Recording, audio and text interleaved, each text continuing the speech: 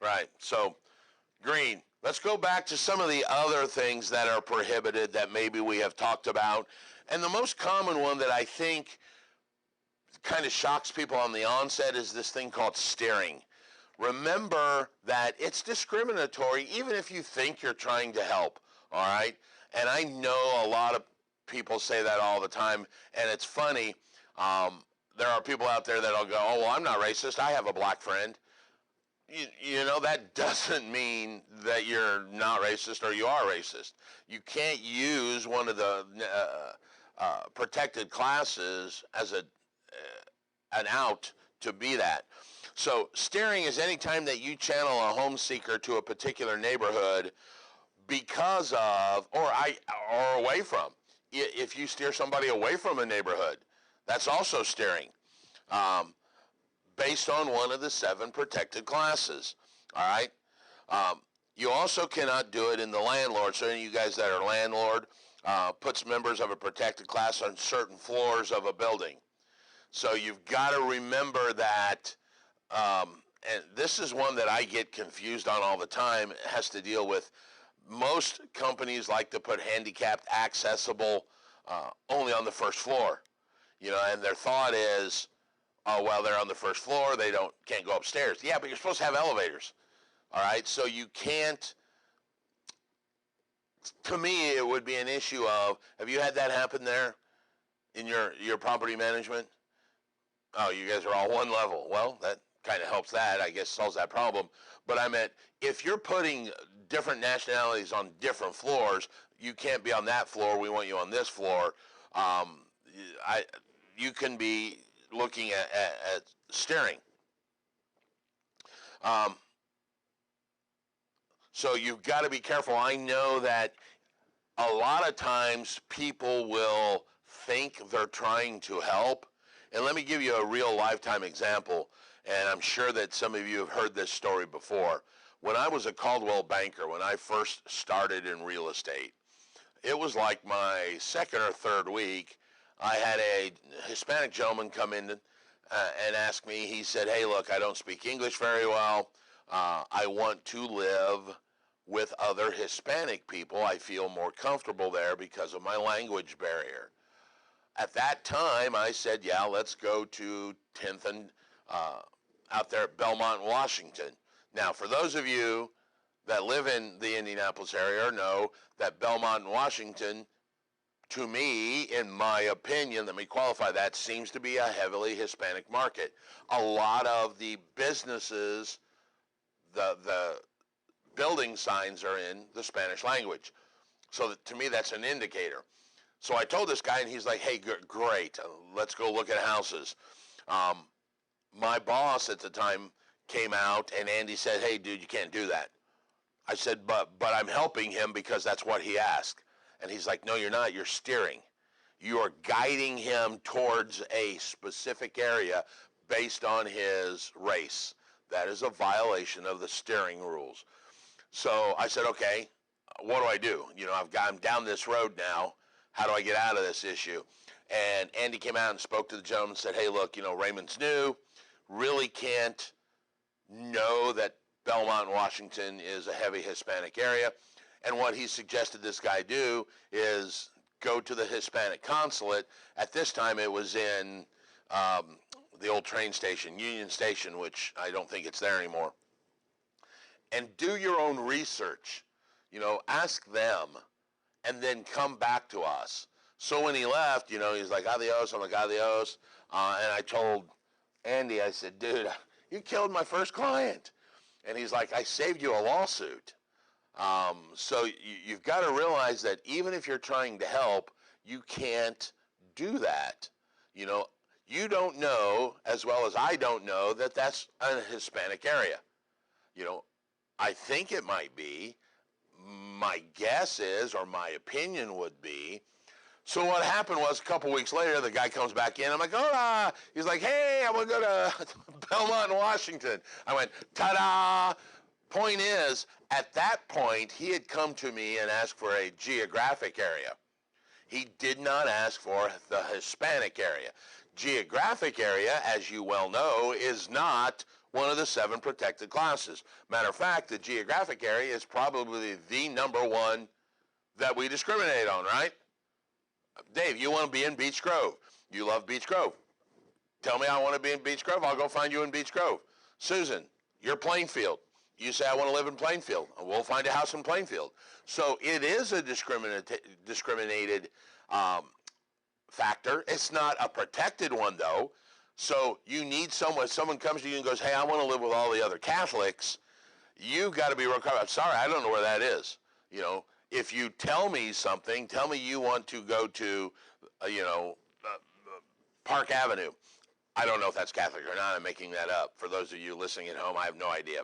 But if someone says, hey, I want to live in this neighborhood because I've done my research and that's where my Catholic church is, and a lot of the people live around that church, and I think that's a heavily Catholic area, but I tell my realtor I want to live at, 37th and Benford Boulevard. Okay, now that I can take you to, because I am not steering. That is a geographic area that you pointed out to me. I didn't make that decision. You may have made that decision, but then you told me a geographic region. So be real careful. Yeah, question? I don't know if the mic's working or not, so I'll try and repeat the question. Go ahead. So what you're asking is, what if they don't know the area that they want to live in? Okay, that's true. In this particular case, we sent him down to the Hispanic consulate. Let's go back to the example of the Catholic religion. Once again, you need to, I don't think it's beyond your capability to say, hey, look, you need to tell me a geographic region. Go talk to your father at the church. Go talk to someone that is in your community or a community that you live in or want to live in. If you've got someone that shares your same class, I don't even know how to talk about this, and you say, hey, I understand that we're the same religion. Where do you live? Yada, yada, yada. Do your own research. So you would probably tell that client, hey, look, I can't choose a Catholic area. But if you come back to me and say you want to live near, 37th and Benford Boulevard, that I can do, and we can actually geographically map your area. And, there's nothing on our MLS that says choose the Catholic area. So you can't do that, all right? So even if you're trying to help, and if they don't know, then it's kind of, area of the city. You want to live in Speedway. What's your house price? What's your size? Here's what I can do for you. Because remember, all the things that we look at and comp on is very, what's the word I want to say? It's very sanitized. Somebody says, I want to live near Greenwood. I want to be in the 46143 zip code. Okay, I can do that. I want a 3-bedroom. I can do that. If it happens to be in a big Catholic area, then that's lucky on our part. If it's not, I'm sorry, because there is no handicap button I can push that say, where do the handicapped people live? There is no button that says, I want to be with the Protestant religion. So you've got to remember that you cannot steer that towards or away from them, okay? I think we've kind of beat this horse. The other one is advertising. Now, I will be the first to tell you here that I think this is a hard one for us to actually comprehend, because I know that we all know what is good, what's the right thing, but I think we all get caught up in what we want to call a niche market, all right? For instance, Barb, I know that you work for a company that the name of the company is Libertad, which is a Hispanic name to begin with. So I guess, and maybe I'm wrong, that's profiling in my part, but I'm guessing what kind of niche market you deal with. When your signs are all in Spanish, I'm assuming you deal in the emerging market, and I know you're managing broker who happens, to speak Spanish, and I know you do, and all that kind of stuff. So it's hard for us to comply with the advertising market in my opinion. And let me help explain that. And if you're listening at home, or any of you guys right here, remember that this is a class of education. So we're trying to talk through things. At no time am I trying to insult you, Barb, because of your signs are in Spanish, all right? I'm just trying to say it becomes very hard when you start advertising and marketing. Matter of fact, we even talk about it. You know, we've got target marketing, you've got niche marketing, all of this. And some people choose to have a niche marketing that is based on one of the 7 protected classes because they feel comfortable. For instance, I had a guy named Ken Yamada that was Japanese. He liked to deal with the Japanese clients. Why? He spoke their language. He understood their culture. It was really good for him because he could translate between the cultures of here in America and what happened in Japan, which goes back to what I just talked about earlier about understanding the other cultures and how the real estate's bought. It may be completely different in Japan than it is here. Well, he's the perfect bridge to understand that and know that that culture, hey, we don't do X here, we do it Y. And I can tell you that because I'm from that culture and now I live in this culture. Whereas, you know, somebody that's never lived in another culture doesn't understand. So it's hard to comply. Ken advertised in a Japanese magazine, all right? There is a quote in the textbook, back from your broker's textbook, if you remember, and it said something to the effect of the selective use of media by one language will have a discriminatory effect against a person that doesn't speak that language. And Ken Yamada's magazine ad in that magazine is a prime example. His ad was in Japanese. I couldn't read it to proof it. You know, obviously the Modulin Group wasn't in Japanese, but, you know, the text of the ad was in Japanese. So does it tend to discriminate against non-Japanese speaking people? Well, obviously it does. All right? But look at it the other way. What about an English ad? Does it discriminate against somebody that doesn't speak English? And we all know that that's possible now. All right?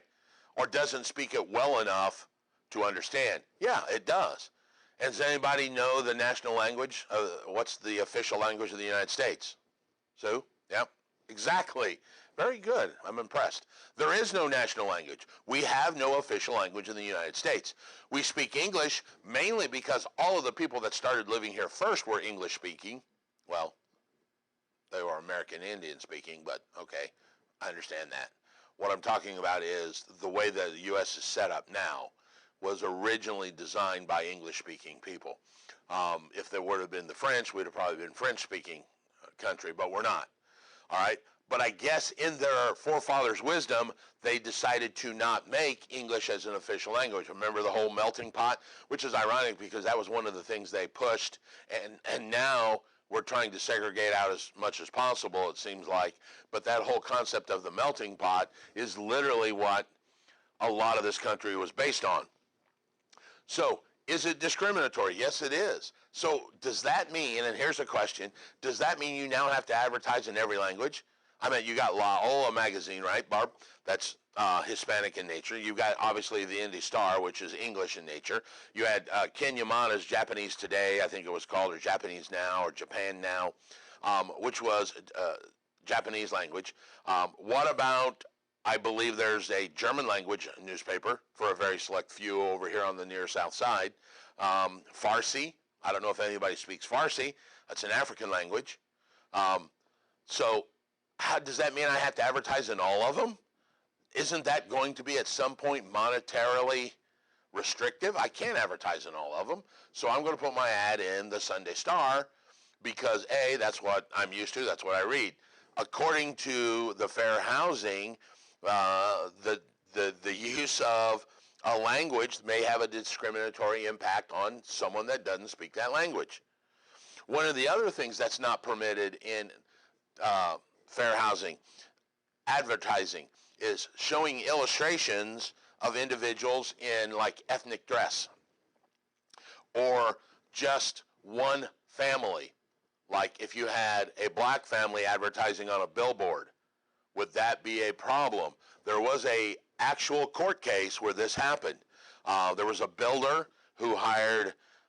My understanding of the story was it was the person that was hired was of no relation and no importance to the builder. He just hired an ad to have done, which happened to be a black male. And they put his family or a family with him of a black female and black children. Well, the ACLU filed a suit against the builder claiming that his houses were only designed for the low-income black people. He built inner city houses. They actually won that lawsuit, and he lost a bunch of money because his advertisement inferred that it was only black people that wanted to live there. So what happens now is you end up getting these ads and posters and billboards of like an old American Indian lady talking to a young Chinese boy. You know, you've got cross-gender, cross-nationality, any of that instead of two people having a conversation. So you've got to be careful on illustrations where there's just one. And that could go either way. I mean, you don't want to go, oh, I don't want to put white people in my ad, so I'm going to go put all Samoan people in my ad.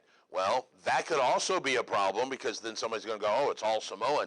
Are you saying that whatever? You know, so you've got to make sure that you be that cross-nationality and cross-discipline.